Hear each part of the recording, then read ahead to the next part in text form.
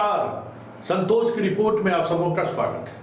और आज हम संतोष की रिपोर्ट में चर्चा करने जा रहे हैं कि बिहार में विपक्ष मतलब आरजेडी नीतीश को लेकर इतनी सॉफ्ट क्यों है। जी हाँ, ये सवाल इसलिए आज उठ रहा है कि हाल के दिनों में दो मुद्दों को लेकर आरजेडी सड़क पर उतरी है।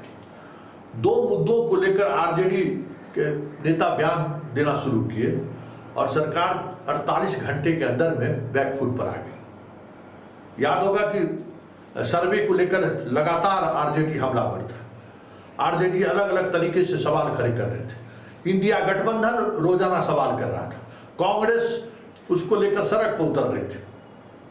सरकार बैकफुट पर आई और अब 3 महीने के लिए, और अब जो खबर आ रही है कि पूरे 1 वर्ष के लिए कागजात जमा करने की अवधि का विस्तार कर दिया गया। यह दबाव है विपक्ष का। उसी तरीके से स्मार्ट मीटर को लेकर एक दिन सड़क पर क्या उतरी राजद, इंडिया गठबंधन के लोग। हर जिले में डीएम से लेकर वीडियो तक प्रेस कॉन्फ्रेंस कर रहा है। स्मार्ट मीटर की अच्छाई बताई जा रही है। स्मार्ट मीटर को लेकर क्या समस्या है, इस समस्याओं पर चर्चा हो रही है। अखबार में विज्ञापन निकल रहा है, मंत्री से लेकर संतरी तक प्रेस कॉन्फ्रेंस कर रहे हैं, मुख्यमंत्री समीक्षा कर रहे हैं।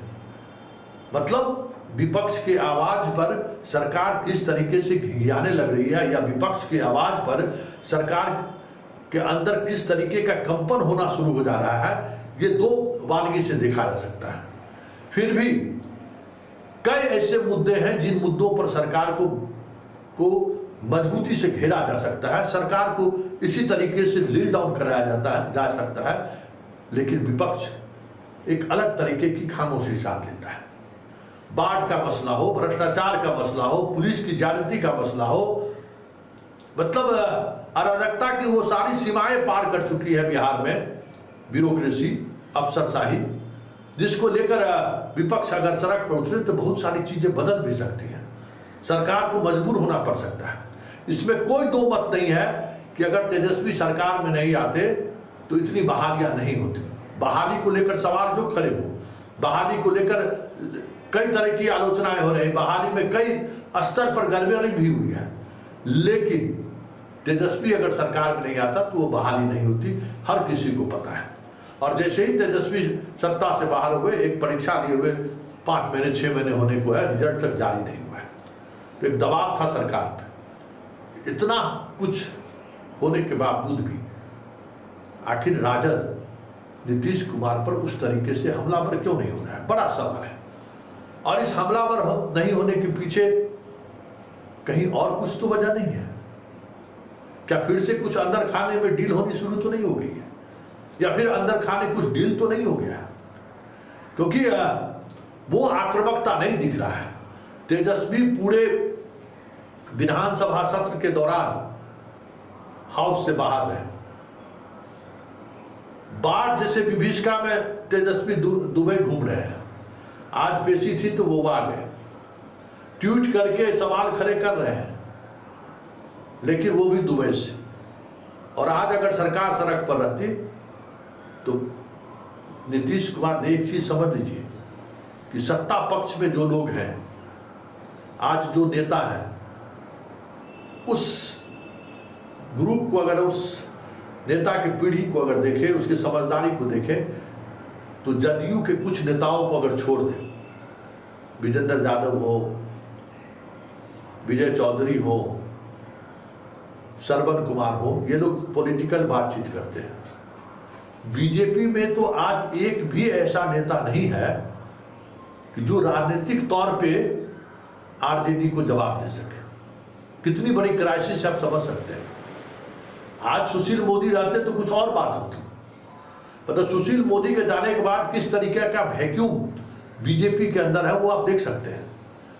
जदयू में भी जो है सो वो सारी चीजें ढलान की तरफ जा रही है। ऐसे में आप देख रहे हैं ना कि प्रशांत किशोर जिस तरीके से हमलावर है, प्रशांत किशोर जिस तरीके से लगातार नैरेटिव सेट करने की कोशिश कर रहा है, नीरज के अलावा दूसरा कोई प्रवक्ता नहीं है उसको उस नैरेटिव के तरह जवाब दे सके। हाँ, मनीष वर्मा हाल के दिनों में जरूर प्रशांत किशोर को कुछ अलग अंदाज में जवाब देना शुरू किया और उसके नैरेटिव को कहीं न कहीं एक अलग अंदाज में उन्होंने घेरा भी है।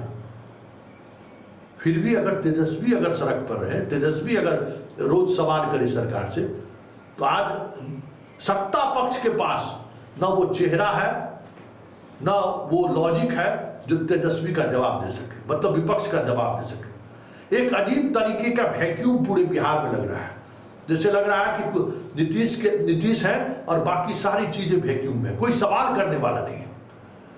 ऐसे में ये सवाल उतना लाजमी है, क्या नीतीश और तेजस्वी में अंडर टेबल कुछ डील तो नहीं हो गया है, या कुछ जो खबरें चल रही थी कि किसी भी समय सरकार पलट सकती है, क्या इसी संभावनाओं को लेकर तेजस्वी नीतीश पर उस तरीके से हमलावर नहीं हो रहे, या फिर तेजस्वी की ये सोच तो नहीं है या आरजेडी की ये सोच तो नहीं है नीतीश पर हमलावर होंगे तो जो नीतीश के वोटर हैं वो उनके साथ, जो पहले से जिन होता था, जो जिन निकलता था लालू के समय में, यही जिन था ना जो नीतीश के साथ आज, वो जिन मेरे पास आने के बजाय कहीं बीजेपी के पास न चला जाए, ये भी एक सोच हो सकती है। लेकिन बड़ा सवाल ये है, उन तमाम सोच के बावजूद भी जिस तरीके से आरजेडी जनता के इशू पर खामोश है, जनता के इशू पर हम कह रहे हैं कि जनता के इशू पर जिस तरीके से आरजेडी खड़ा है, आने वाले समय में आरजेडी को बड़ा नुकसान हो जाए तो कोई बड़ी बात नहीं होगी, क्योंकि हालात कमोबेश उसी तरीके से बढ़ रहे हैं। हर जगह अपराध की अगर बात करें तो अपराध पहले से कहीं ज्यादा एक अलग स्वरूप ले लिया है, हर गांव में एक अलग तरीके का अपराध पनप रहा है, लोगों का सिस्टम और सरकार पर से लगातार भरोसा उठता जा रहा है।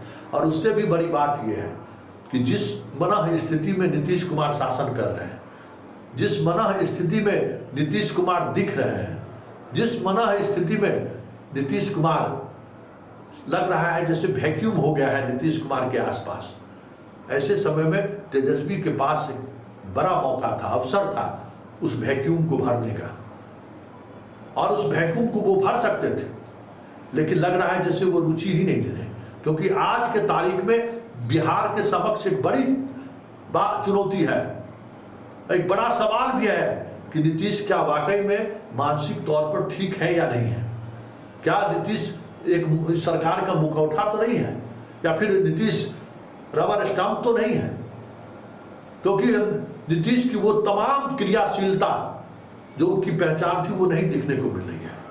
ब्यूरोक्रेसी छुट्टम छुट्टा मनमानी कर रहा है, मनमर्जी कर रहा है, ये साफ दिख रहा है। मतलब अवसर ही अवसर था विपक्ष के सामने, मतलब कहते हैं ना कि अवसरों का जो है अवसर अपॉर्चुनिटी भरा पड़ा है, लेकिन कोई आज उसको चुनने को तैयार नहीं, उस अवसर का लाभ उठाने को तैयार नहीं। अलग बात है कि प्रशांत किशोर की वो राजनीतिक मिजाज नहीं है, वो भी उस अवसर को लाभ उठाने की स्थिति में नहीं है, क्योंकि इसके लिए उन्हें सड़क पर उतरना पड़ेगा, और वो सड़क पर उतरने की राजनीति को राजनीति मानते ही नहीं है। वो ट्विटर, फेसबुक और इसी तरीके से आइडियोलॉजिकली बात करके, नैरेटिव सेट करके राजनीति साधना चाहते हैं, जबकि सड़क पर अगर प्रशांत किशोर ही उतर जाए पूरी टीम के साथ, तो नीतीश और बीजेपी की सरकार के लिए 2025 का चुनाव साधना बहुत मुश्किल हो जाएगा। 225 तो बहुत बड़ी बात है, 125 से भी अंदर रह जाए सब लोग, बहुमत नहीं हासिल हो तो कोई बड़ी बात नहीं होगी, क्योंकि आज जरूरत है सड़क पर उतर के लड़ने की। पूरा बिहार एक ऐसे पॉलिटिकल वैक्यूम की स्थिति में, मतलब किंग कर्तव्य विमूढ़ है, जिसकी कल्पना आप नहीं कर पा रहे हैं। लोग चाह रहे हैं कि कुछ चीजें बदलें, मतलब एकदम अंदर से पेशोपेश वाली स्थिति में है, लेकिन विकल्प नहीं है, सामने कोई ऐसा कोई उम्मीद की किरणें नहीं दिख रही है। एक छोटी सी भी कहीं से किरणें दिखाई दे देना, रातों रात चीजें बदलती हुई दिखेंगी। मतलब इतना बड़ा क्राइसिस, पॉलिटिकल क्राइसिस नहीं, पॉलिटिशियनों का क्राइसिस बिहार में हो गया है जो आप सोच नहीं सकते। कोई भरोसे का चेहरा सामने नहीं है, और जो जिन पर कुछ भरोसा है वो जमीन पर उतरने को तैयार नहीं है, वो लड़ने को तैयार नहीं है, वो सरकार के सामने सवाल करने को तैयार नहीं है। क्या है इसकी वजह? क्यों इस तरीके की स्थिति है? या तो डील है या फिर कुछ और मसला है। क्योंकि हम लोगों ने तो महसूस किया ना कि हाल के दिनों में दो सवाल को जिस तरीके से विपक्ष ने मजबूती के साथ उठाया है, लॉ एंड ऑर्डर को लेकर ही लगातार ट्विटर पर जिस तरीके से तेजस्वी एक्टिव हुए, ट्वीट करना शुरू किया, मुख्यालय को सामने आकर, पुलिस मुख्यालय के सामने आकर सफाई देनी पड़ रही है ना, भले जंगल राज का आंकड़ा दिखा रहे हो, लेकिन आप लड़ाई तो लड़िए। आप ट्वीट के सहारे ही तो सवाल खड़े कीजिए कि रोज जिस तरीके की घटनाएं घट रही है, आज भी कई घटनाएं घटी हैं, सवाल खड़े कीजिए, सवाल उठाइए, देखिए बहुत सारी चीजें बदलती हुई दिखेंगी आपको। तो जो विपक्ष की भूमिका है, उस भूमिका से तेजस्वी क्यों मुख मोड़ रहे हैं, ये कहीं बड़ा सवाल है। इसलिए बिहार की राजनीति में जो लोगों की अभिरुचि जो धीरे धीरे कम होती जा रही है, या फिर राजनीति को लेकर जिस तरीके से लोगों के अंदर में विरक्ति होती जा रही है, बिहार की राजनीति को विकल्पहीनता की स्थिति में देखकर जिस तरीके से लोग निराश हो रहे हैं, ऐसे में 2025 के विधानसभा चुनाव में फिर यथास्थिति बहाल रह जाए तो वो भी कोई बड़ी बात नहीं होगी। क्योंकि है ना, दुविधा में दोनों गए, माया मिले न राम, तो तेजस्वी की वही स्थिति है। दुविधा क्या है वही तेजस्वी बेहतर बता सकते हैं, लेकिन ये तो साफ दिख रहा है कि तेजस्वी दुविधा में है। ऐसे में दोनों कहीं चले आ जाए तो कोई बड़ी बात नहीं।